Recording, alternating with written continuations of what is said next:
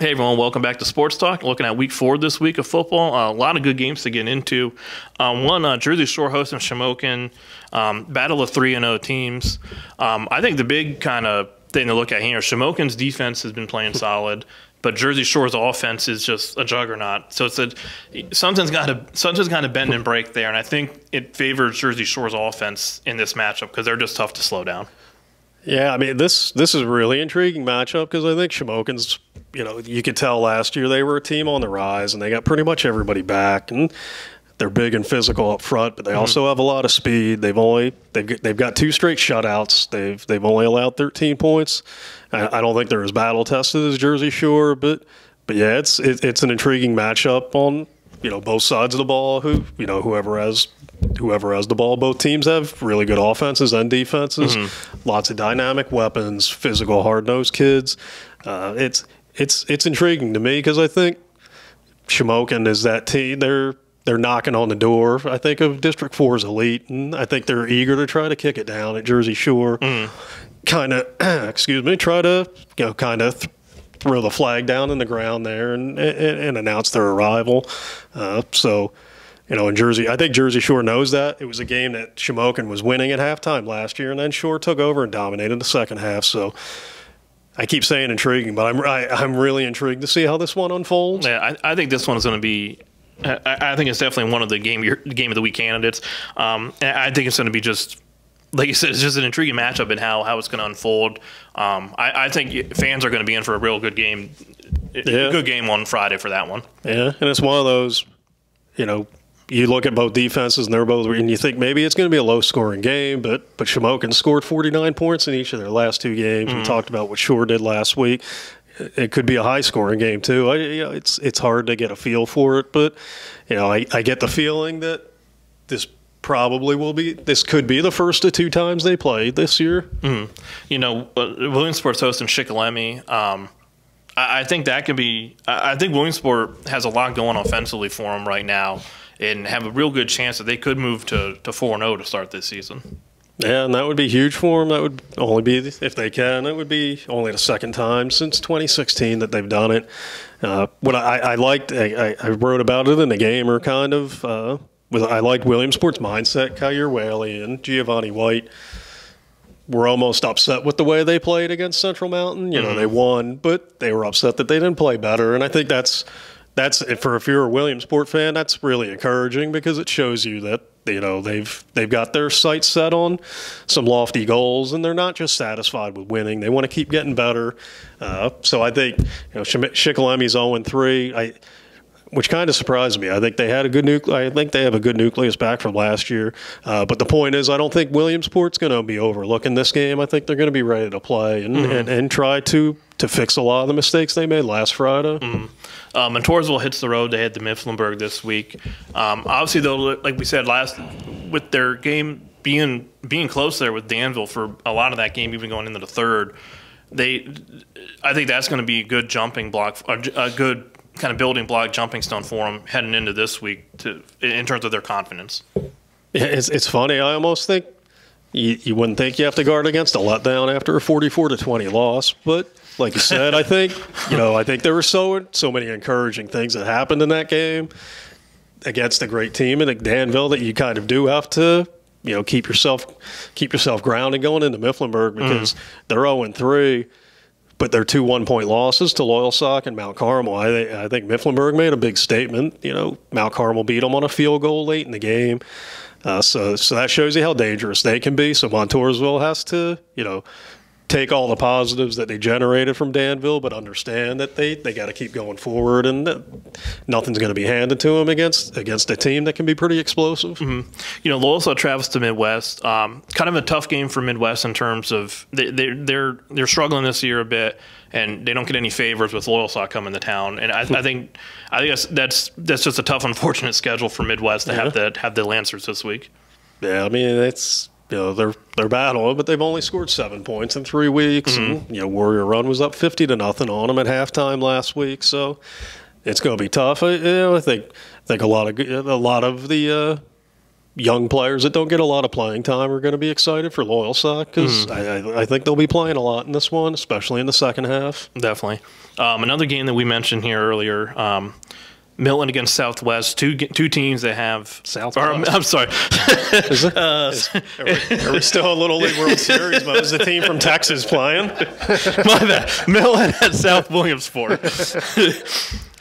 Two teams that have really good running attacks. I would to quote our former colleague Mitch Rupert, I think this is a sneaky good game this week. Yeah, I think it will be. Like you said, they kind of mirror each other and how they approach the game. And Milton's on their backup quarterback right now on Chase Lytle, but he held up pretty well against Southern. He threw a touchdown pass. So they're run-first teams, but both can throw it. Dylan Scheller's having a great year for South at receiver. Tad Lusk can throw it pretty. He's thrown for over 20 touchdowns since becoming the starter at midseason last year. But yeah, I think this will be a close one. This is a tough one to call. I think in our picks, I think I took Milton. I could change that if I want to, but I'll stick with Milton. But I think it's going to be a tough one. It's a coin toss kind of game. I think it could go either way. Mm-hmm. I think any fans of either team that's go to this one, I think are going to get a good one to the end. Yeah. And one more thing, we talked last night.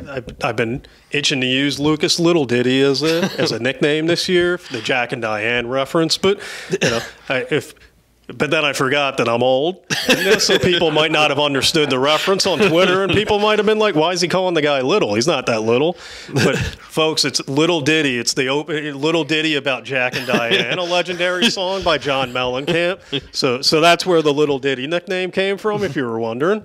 Just wanted to clarify. I was going to say, Bucktail also has a Diddy on there, too. Yeah, so it was just a matter. It was Tail and Diddy versus Lucas Diddy, and it was a matter of which one made a play first. They got the nickname, and congratulations, Lucas. He got a touchdown last week, so he's now Lucas Little Diddy. Look at Henry, Northwest at Muncie. I think Northwest, their defense is – you're going to have a tough time, as we mentioned, about Muncie just being able to throw the ball, run the ball, get a lot of things going. So I think Muncie will kind of – I think Muncie's run game is going to give Northwest a tough test on defense. Yeah, and the Northwest has been outscored by 30-some every game. Athens ran wild on them in week 2. Forget who they played this last week. I got to brush up on my Northwest material, but – these are familiar opponents they met in districts, the semifinals, 2 straight years, and Muncie's last year Northwest gave them a game for most, until like the third quarter. But Northwest is really young, and I think it's going to be a tough matchup for them up front. And so long way to get around to it. But yeah, I think Muncie will run the ball pretty well, but I think they'll also want to work on their passing game. So I think you'll try to see them throw it more than they did against Cal Valley. Mm-hmm. We mentioned Shamokin Shore as a game of the week candidate, but I think Hughesville-Lewisburg is also one you can make that case for, because this is going to be a really good game with 2 really tough teams. Yeah, Lewisburg 3-0 for the first time since 2010 when they made it to the state semifinals. They've been running the ball really well. Jeremiah Davis is tied for the area rushing lead. But last week their passing game came alive. Jalen Walker, who an exciting sophomore. We saw him down in the playoffs last year against Montoursville. He had a big game, and he had 4 catches for 113 yards, 3 touchdowns. So that's huge for Lewisburg to get that passing game going. And we talked about Hughesville. I think this is a good chance for them to, try to put that sock loss behind. It's over. You don't want to let that one loss bleed into 2. So I think it gives them a great chance to try to refocus against a good team. And, I saw Lewisburg's they've only allowed 10 points the last 2 weeks. They've given up a lot of yards. Not a lot. They're averaging like 270 a game. So they bend, but they don't break. So Hughesville's going to have to do what the other opponents haven't been able to do and finish drives to make it interesting. I think Hughesville, if you don't look at kind of take last week out of it, but their first 2 weeks, I thought defensively they played really well. And if they can play well defensively against Lewisburg, I think they can – I think they could possibly get that win and kind of make a big statement to move to 3-1 if they can do so. Yeah, especially against the run. They, I mentioned the passing game coming alive, but you would rather Lewisburg have to try to beat you through the air than through the ground game, especially with Jeremiah Davis. And they're going to have to be disciplined. The players are going to have to be disciplined. Davis is a good cutback runner. But yeah, I think if their defense can get back to what they did in the first 2 weeks, I think this could be a pretty intriguing game. Mm-hmm. Montgomery hosts Wyalusing this week, a game which I don't think there's going to be much passing going on. Yeah, over under probably 2.5 for the pass attempts combined, and be tempted. I'll take the over, but only slightly. Who do you think? Wyalusing hasn't completed a pass all year, which is amazing, and they're 3-0. It's amazing. It's one of the most unique stats I think you'll ever see. It is something. They're what, like 0 for 6 or 0 for 5 with 3 picks? 0 for 10 with 4 interceptions. But they're 3-0. They haven't allowed a point since week 1, so that definitely helps. I was going to say, what do you think kind of is the key in this game between Wyalusing and Montgomery? Line of scrimmage. I mean, both teams want to run the ball at will, so Montgomery's got to try to win that battle. I think this is a really fascinating game for me because Wyalusing is 3-0, and but I'm really high on Montgomery. Like if this was a stock market, I'd be bullish on Montgomery because I thought they played. I saw a lot.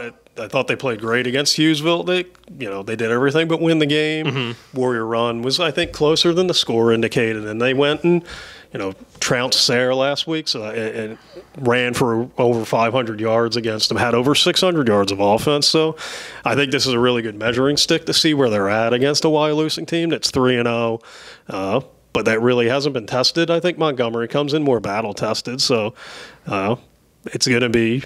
I keep saying intriguing. That's the word of the day, but I am truly intrigued how this one plays out. Mm-hmm. Warrior Run's heads to Bloomsburg. Bloomsburg's defense, I think, is going to be in for a tough one against Warrior Run because their offense. I mean, you've seen them already this year. They defenders can throw the ball well. They can just move the ball and move the chains. So I think Bloomsburg's going to be in for a tough one. Yeah, and Bloom.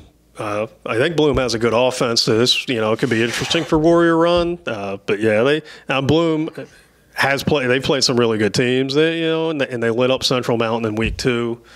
Danville they hung with for a while in week 1, and then Lewisburg last week was tough. But I mean, Warrior Run's ability to stretch the field with Sam Hall and James Kiefer's playing lights out at quarterback in his first year starting.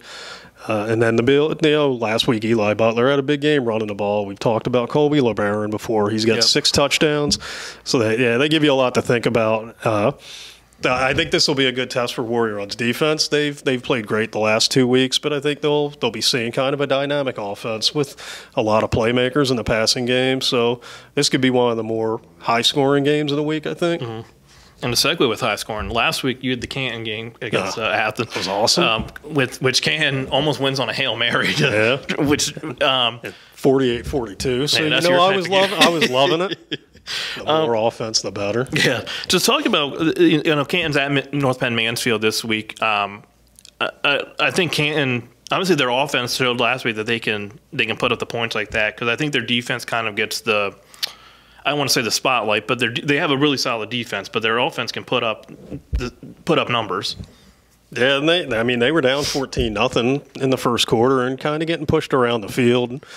Kind of showed their explosiveness in the second quarter, and they scored 3 straight touchdowns and took the lead. And the second half it was just back and forth. But you look for the positives and losses, and that's definitely a positive. And they don't have the depth. Canton doesn't have the depth that they have had in recent years, so any injury hurts them a lot. And they didn't have Dawson Burgess on defense at linebacker, and that was kind of a killer for them. But back to the offense, Bailey Gardner is an exciting sophomore. He had 3 rushing touchdowns against Athens, over 100 yards. Ben Fitch is a dynamic playmaker, dual threat quarterback. They got Aiden Holcomb, Holden Ward, just a lot of playmakers. So if their line can hold up and keep improving, then they're going to be a hard team to stop, and they're definitely going to give North Penn a lot to think about. In our last 3 games here, let's do kind of a quick kind of key of the game, if you will. Kawaneski Valley at Sayre. That's a tough one.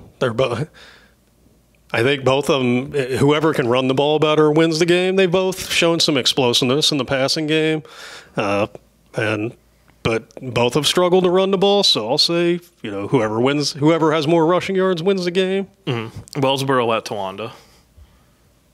I say this we said it last week with North Penn and Tawanda, but contain Riley Vanderpool at quarterback. He's makes everything go for them. He had 100 yards rushing in his first game back last week, and as he goes, the offense goes. So try to slow him down and finish.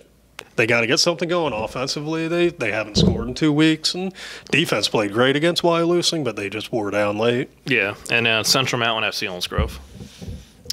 This is a game I think Central Mountain will be more competitive than they have been with Selinsgrove in the past. I would say finishing drives, Central Mountain, I think, got a couple of drives. They had a couple of things started in the first 3 quarters against Williamsport, but weren't able to finish it.